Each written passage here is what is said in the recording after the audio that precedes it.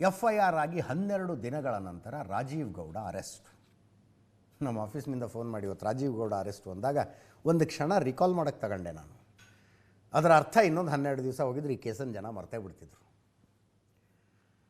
ಶಿಡ್ಲಘಟ್ಟದ ಪೌರಾಯುಕ್ತರಿಗೆ ಫೋನ್ನಲ್ಲಿ ಬಾಯಿಗೆ ಬಂದಂತೆ ಮಾತನಾಡಿದ್ದ ಕಾಂಗ್ರೆಸ್ ಪುಢಾರಿ ನಾಯಕ ರಾಜೀವ್ ಗೌಡ ಅಂತೂ ಇಂತೂ ಅರೆಸ್ಟ್. ಕೇರಳ ಬಾರ್ಡರ್ನಲ್ಲಿ ಜನವರಿ 13ನೇ ತಾರೀಕು ಆಡಿಯೋ ರಿಲೀಸ್ ಆಗಿತ್ತು. ಜನವರಿ 14ನೇ ತಾರೀಕು FIR ಆಗಿತ್ತು. ಅಮೃತಾ ಗೌಡ ಕಂಪ್ಲೇಂಟ್ ಕೊಟ್ಟಿತ್ತು. ಈ ನಮ್ಮ ಜಮೀರ್ ಅಹಮ್ಮದ್ ಖಾನ್ರ ಮಗ ಝೈದ್ ಖಾನದು ಒಂದು ಸಿನಿಮಾ ಬರ್ತಾ ಇದೆ, ಕಲ್ಟ್ ಅಂತ ಬಂತು. ಕಲ್ಟ್ ಸಿನಿಮಾ ಪ್ರಚಾರಕ್ಕಾಗಿ ಶಿಡ್ಲಘಟ್ಟಕ್ಕೆ ಝೈದ್ ಖಾನ್ ಬರ್ತಾ ಇದ್ದಾಗ ಸ್ವಾಗತಕ್ಕಾಗಿ ಸಾಹೇಬರು ಊರು ತುಂಬ ಬ್ಯಾನರ್ ಹಾಕ್ಸಿದ್ರು. ಅಷ್ಟೆಲ್ಲ ಬ್ಯಾನರ್ಗಳ ಪೈಕಿ ಒಂದು ಬ್ಯಾನರು ಗಾಡಿ ಓಡಾಡೋದಕ್ಕೆ ಸಮಸ್ಯೆ ಮಾಡ್ತಿತ್ತು ಅಂತ ಶಿಡ್ಲಘಟ್ಟ ಪೌರ ಕಾರ್ಮಿಕರು ತೆಗೆದುಹಾಕಿದ್ರು. ಅದನ್ನು ಒಂದು ಬ್ಯಾನರ್ ತೆಗೆದುಹಾಕಿದ್ದಕ್ಕೆ ಅದಕ್ಕೆ ಈ ಸಾಹೇಬರು ಫೋನ್ ಮಾಡಿ ಬೈದರು. ಎದುರಿಗೆ ಫೋನ್ನಲ್ಲಿ ಒಬ್ಬ ಹೆಣ್ಣುಮಗಳು ಮಾತಾಡ್ತಿದ್ದಾರೆ ಅನ್ನುವ ಖಬರು ಕೂಡ ಇಲ್ಲದೆ ಈ ಮನುಷ್ಯ ಬಳಸಿದ ಶಬ್ದಗಳಿದ್ವಲ್ಲ, ಆ ಶಬ್ದಗಳನ್ನೆಲ್ಲ ಬಳಸಿ ಬೈದದ್ದು. ಇವೆಲ್ಲ ಮೀಡಿಯಾ ಇರೋದಕ್ಕೆ ಅರೆಸ್ಟ್ ಆಗ್ತಾರೆ ಇವರೆಲ್ಲ. ಇಲ್ಲದೆ ಹೋದರೆ ಇವರಿಗೆ ಇವರದ್ದೇ ಆದಂಥ ಪ್ರೊಟೆಕ್ಷನ್ ಸಿಸ್ಟಮ್ ಇರುತ್ತೆ.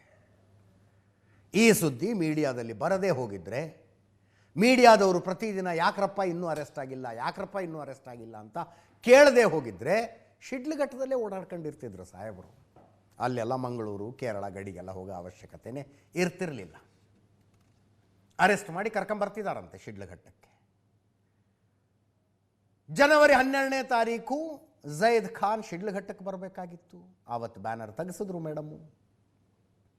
ಒಬ್ಬ ಜವಾಬ್ದಾರಿಯುತ ಅಧಿಕಾರಿಯಾಗಿ ಜನಸಂಚಾರಕ್ಕೆ ಸಮಸ್ಯೆ ಮಾಡ್ತಾ ಇದ್ದ ಬ್ಯಾನರ್ನ ಇವರು ತೆಗೆಸಾಕಿದ್ರು. ಹಂಗೆ ನೋಡಿದ್ರೆ ಬ್ಯಾನರ್ ಕಟ್ಟುವಾಗ ಸ್ಥಳೀಯ ಸಂಸ್ಥೆಗಳಿಂದ ಪರ್ಮಿಷನ್ ತಗೋಬೇಕು, ಫೀಸ್ ಕಟ್ಟಿ. ಅದನ್ನು ಮಾಡಿಲ್ಲ ಸಾಹೇಬರು. ಅಷ್ಟೂ ಬ್ಯಾನರ್ ಕಿತ್ತಾಕ್ಸಿದ್ರು ಕೂಡ ಅಮೃತಾ ಗೌಡ ತಮ್ಮ ಕರ್ತವ್ಯದ ಪ್ರಕಾರ ತಾವು ಕರೆಕ್ಟೇ ಇರ್ತಿದ್ರು. ಅಷ್ಟೂ ಬ್ಯಾನರ್ ಕಿತ್ತಾಕ್ಸಿದ್ರು. ಇವ್ರು ಕಿತ್ತಾಕ್ಸಿದ್ರು ಒಂದು ಬ್ಯಾನರ್ ಸಂಚಾರಕ್ಕೆ ಅಡಚಣೆ ಮಾಡ್ತಿತ್ತು ಅಂತ. ಅದನ್ನು ಕೂಡ ಸಹಿಸಿಕೊಳ್ಳೋದಕ್ಕಾಗ್ತಿಲ್ಲ. ಹೆಂಗೆ ಸಹಿಸಿಕೊಳ್ತಾರೆ? ರೂಲಿಂಗ್ ಪಾರ್ಟಿ ಲೀಡರು ಸೋತ್ರೇನಂತೆ ಎಲೆಕ್ಷನ್ನು, 3rd ಪ್ಲೇಸಿಗೆ ಬಂದ್ರೇನಂತೆ. ಸರ್ಕಾರ ಇವ್ರದ್ದಿದೆ. ಬಾಯಿಗೆ ಬಂದಂಗೆ ಮಾತಾಡಿದ್ರು. ಪುಣ್ಯಕ್ಕೆ ಶಿಡ್ಲಘಟ್ಟದಲ್ಲಿ ಪೌರ ಕಾರ್ಮಿಕರಿಗೆ ಸ್ವಾಭಿಮಾನ ಅನ್ನೋದಿದೆ. ಬಂದು ಪ್ರತಿಭಟನೆ ಕೂತ್ಕೊಂಡ್ರವರು. ಅಮೃತಾ ಗೌಡ ಕೂಡ ಧೈರ್ಯ ತೋರಿಸಿದ್ರು. ಚನ್ನರಾಯಪಟ್ಟಣದ ಮಹಿಳೆ ಧೈರ್ಯ ತೋರಿಸಿದ್ರು, ಕಂಪ್ಲೇಂಟ್ ಮಾಡಿದ್ರು. ಎಲ್ಲಿದು ಕೂಡ ನಮ್ಮ ಭದ್ರಾವತಿ MLA ಮಗನ ಕೇಸ್ ಆದಂಗೆ ಆಗತ್ತೆ ಅಂದ್ಕೊಂಡಿದ್ವಿ. ಹೆಸರು ಹಾಕಿ ಕಂಪ್ಲೇಂಟ್ ಕೊಟ್ಟರು ಇವರು. ಅಲ್ಲಿ ಗಣಿ ಮತ್ತು ಭೂವಿಜ್ಞಾನ ಇಲಾಖೆ ಅಧಿಕಾರಿಗೆ MLA ಮಗನ ಹೆಸರು ಹಾಕಿ ಕಂಪ್ಲೇಂಟ್ ಕೊಡುವಷ್ಟು ಧೈರ್ಯ ಬರಲಿಲ್ಲ.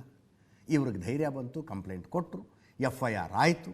ಅದಾದ ನಂತರ ನಾಪತ್ತೆಯಾದ ರಾಜೀವ್ ಗೌಡರು ಹೈಕೋರ್ಟಿಗೆ FIR ಕ್ವಾಶ್ ಮಾಡೋದಕ್ಕೆ ಅಪ್ಲಿಕೇಶನ್ ಹಾಕ್ಕೊಂಡಿದ್ರು. ನನ್ನ ಮೇಲೆ ಸುಮ್ಮನೆ ಕೇಸ್ ಹಾಕ್ಬಿಟ್ಟಿದ್ದಾರೆ, ಈ FIRನೇ ರದ್ದು ಮಾಡಿಬಿಡಿ ಅಂತ ಹೈಕೋರ್ಟ್ ಪೀಠ ಮಂಗಳಾರತಿ ಹತ್ತು ವಾಪಸ್ ಕಳಿಸ್ತು. ಎಲ್ಲ ಲೀಡರ್ಸ ನೀವೆಲ್ಲ ಅಂತ. ಅದಾದ ಮೇಲೆ ಸ್ಥಳೀಯ ನ್ಯಾಯಾಲಯಕ್ಕೆ ಬಂದು ಆ್ಯಂಟಿಸಿಪೇಟ್ರಿ ಬೇಲಿಗೆ ಅಪ್ಲಿಕೇಶನ್ ಹಾಕ್ಕೊಂಡ್ರು. ಹೈಕೋರ್ಟ್ ಹಾಗೆಲ್ಲ ಕಮೆಂಟ್ ಮಾಡಿದ ಮೇಲೆ ಸ್ಥಳೀಯ ನ್ಯಾಯಾಲಯಗಳು ಆ್ಯಂಟಿಸಿಪೇಟ್ರಿ ಬೇಲ್ ಕೊಡೋದಕ್ಕೆ ಯೋಚನೆ ಮಾಡ್ತವೆ. ಆ್ಯಂಟಿಸಿಪೇಟ್ರಿ ಬೇಲ್ ಸಿಗಲಿಲ್ಲ. ಪೊಲೀಸರೇನೋ 3 ತಂಡಗಳನ್ನು ರಚನೆ ಮಾಡಿದ್ರಂತೆ ಇವ್ರನ್ನ ಅರೆಸ್ಟ್ ಮಾಡೋದಕ್ಕೆ. 3 ತಂಡಗಳನ್ನು ರಚನೆ ಮಾಡಿ ಹುಡುಕಿದ್ರಂತೆ. ಅಂತೂ ಇಂತೂ ಕೇರಳ ಬಾರ್ಡರ್ನಲ್ಲಿ ಸಾಹೇಬರು ಸಿಕ್ಕರಂತೆ. ಈಗ ಕರ್ಕೊಂಡು ಬರ್ತಾ ಇದ್ದಾರೆ. ಹಾಕಿರುವ ಸೆಕ್ಷನ್ಗಳಿಗೆ ಬೇಲು ಇಲ್ಲೇ ಆಗುತ್ತೋ ಏನೊಂದು 4 ದಿವಸನಾದರೂ ಜೈಲಿನಲ್ಲಿರಬೇಕಾದ ಪರಿಸ್ಥಿತಿ ಬರುತ್ತೋ, we don't know. As and when update ಬರುತ್ತೆ ಹಂಗೆ ಹೇಳ್ತೀವಿ ನಿಮಗೆ. ಸದ್ಯಕ್ಕಂತೂ he is in police custody, ಕರ್ಕೊಂಡು ಬರ್ತಾ ಇದ್ದಾರೆ.